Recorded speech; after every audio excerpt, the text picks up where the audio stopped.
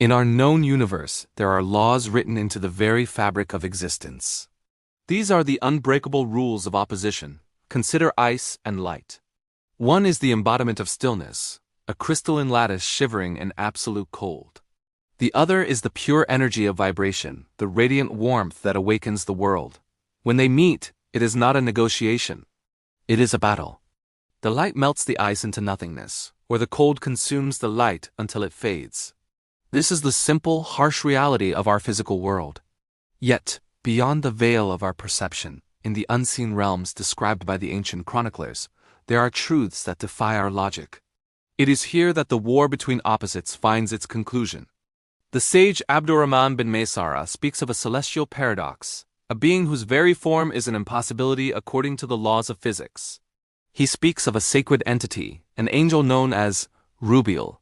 This is not a creature of myth, but a living testament to a higher order of reality. This being, Rubiel, is not formed from flesh or bone, but from the union of impossible things. It is a divine paradox given form. One half of its being is sculpted from translucent, unmelting ice. The other half radiates a brilliant, self-sustaining light. In our dimension, such a combination would result in immediate annihilation. The intense radiance should shatter the fragile ice, and the profound cold should extinguish the vibrant light.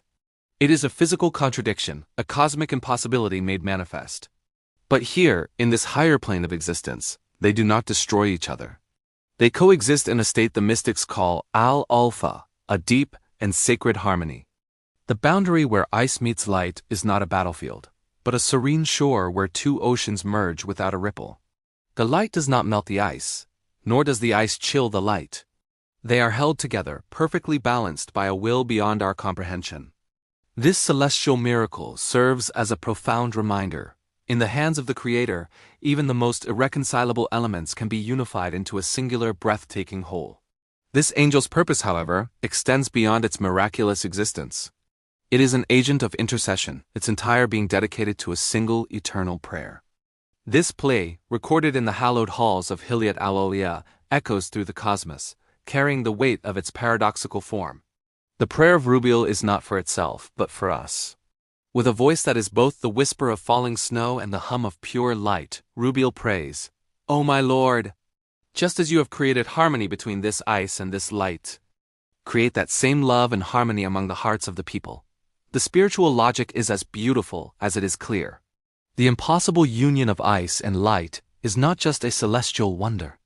It is a divine metaphor for humanity.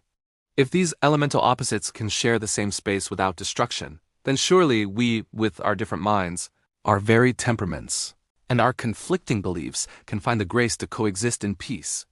The story of Rubiel, therefore, is not merely a tale of the unseen world. It is a blueprint for the terrestrial, a direct challenge to us here on Earth. It compels us to look at the ice of our divisions and the light of our common humanity, not as opposing forces, but as elements waiting for a bridge to be built between them. It asks us to find the divine harmony in the face of human difference. We are so often taught that unity requires sameness, that peace demands the erasure of our distinctions. But the celestial paradox of Rubiel offers a more profound truth, one that resonates from the unseen realms into our modern world. For in the end, harmony isn't the absence of difference. It is the acceptance of it,